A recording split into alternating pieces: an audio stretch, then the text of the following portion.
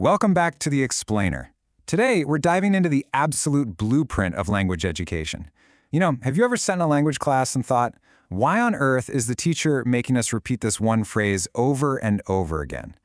Or maybe, why are we spending the entire hour just chatting with each other instead of, actually opening a textbook? Well, it turns out there is a deep structural logic behind those exact decisions. Today, we're going to thoroughly and carefully demystify these complex theoretical frameworks. We're literally going to look at language teaching methods like an architectural blueprint, stripping them down from their grand high-level philosophies all the way down to those moment-to-moment classroom behaviors. So, here's our roadmap for today. First, we'll define the core framework. Then, we'll lay the foundation, which we called the approach. Next up, we sketch the blueprint, the design. After that, we'll see it all in action with the procedure. And finally, we'll explore exactly why certain methods rise to the top while others just totally crash and burn. Let's get right into it. Section 1. Defining the core framework, from philosophy to practice. Now, to really build our understanding here, we first have to cut through some of the jargon. See, in language teaching, the gap between some overarching philosophy and what actually happens in a classroom is pretty massive. Our modern understanding of this really kicks off with this seminal quote from the American applied linguist Edward Anthony way back in 1963. He said, "An approach is axiomatic. A method is procedural."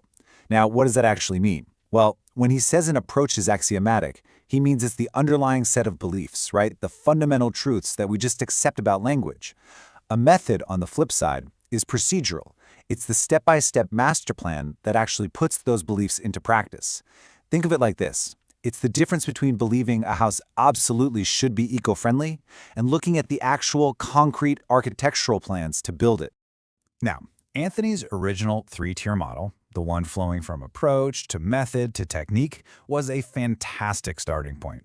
But honestly, it was just a little too simple for the complexities of a modern classroom. It completely missed specific details about the people and the tools actually doing the work. So we're going to look at the revised, much more comprehensive model. Notice how method has basically become an umbrella term here. And that middle tier, that's now called design. This is a massive upgrade. Why? Because the design phase finally accounts for the specific roles of teachers, the learners, and the instructional materials. It gives us a way more robust framework for breaking down literally any teaching style.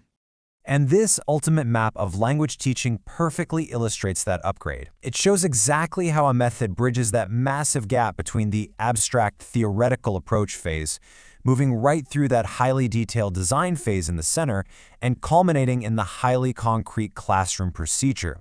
This is the entire architecture of language teaching laid out in one single view. Honestly, if you ever need to analyze a curriculum to see if teachers can teach the unit thoroughly and carefully, this is exactly the flowchart you want to use.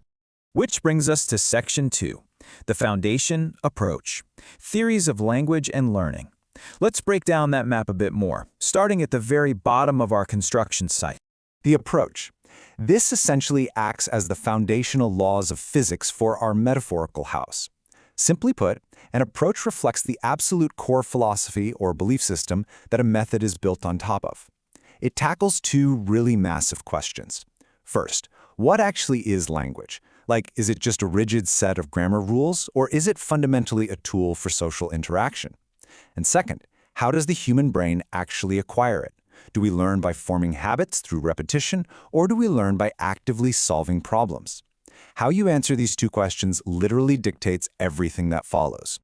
By mapping out these underlying theories, we can see exactly how different teaching methods are born. For instance, imagine taking a structural model of language, so viewing language as this strict system of codes and grammar rules, and pairing it with behaviorism, which is the idea that learning is basically just habit formation. If you pair those two together, you inevitably build something like the audiolingual method.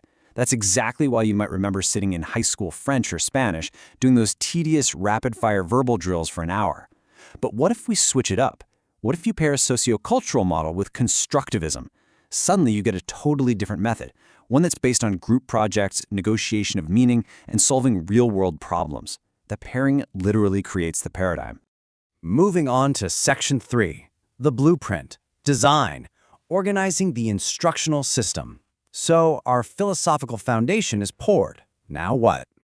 Now we move up to the design. This is the actual architectural blueprint where all those abstract theories finally collide with practical reality. The design level specifies 6 distinct parameters that shape the entire course. It determines the objectives. Are we aiming for, absolutely perfect grammar or just overall communicative fluency? It defines the syllabus and the exact types of activities you'll be doing. Are we doing improv role plays or fill-in-the-blank worksheets? It also explicitly lays out who the teacher and the learner are actually expected to be in that space, and whether the textbooks or materials are meant to strictly present content or just spark student interaction. And this is a huge point. A method's design radically shifts the teacher's role in the classroom. In older, more traditional methods, the teacher is the undisputed center of the universe. They're the primary source of all knowledge, they stand at the front, they direct the practice, and they correct every single mistake.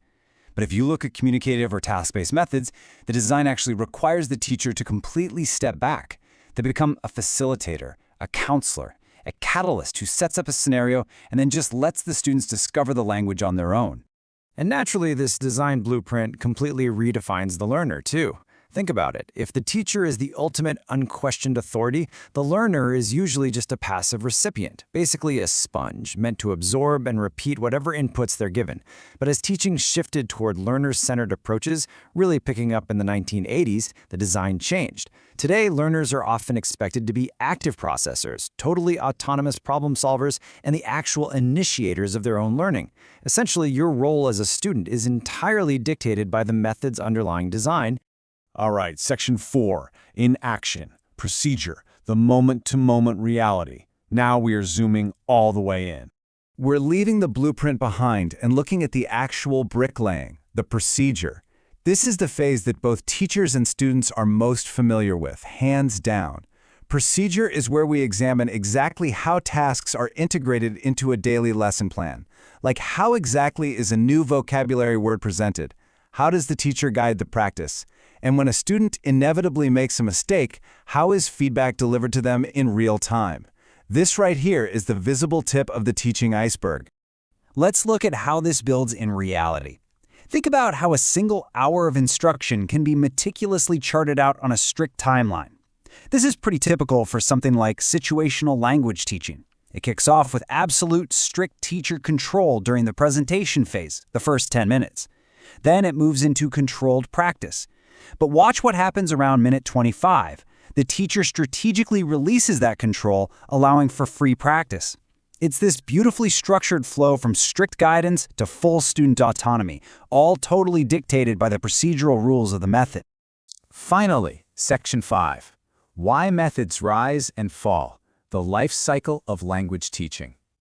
So, having explored how a method is built from the ground up, from approach all the way down to procedure, we have to ask a massive question. Why do some of these instructional designs take over the entire world, while others get introduced with huge enthusiasm only to totally fade away a few years later? Well, the adoption of a teaching method relies on a super complex web of factors that actually extend way beyond pure educational effectiveness. Sure, big paradigm shifts matter, like Noam Chomsky completely changing how we view linguistics and the brain. But you have to look at the practical realities. Does a Ministry of Education actually support it? Is it compatible with the existing textbooks or the standardized tests that everyone has to take? And perhaps most importantly, does it align with local cultural traditions? Because in some cultures, a teacher stepping back to act as a mere facilitator is honestly seen as a massive failure of authority.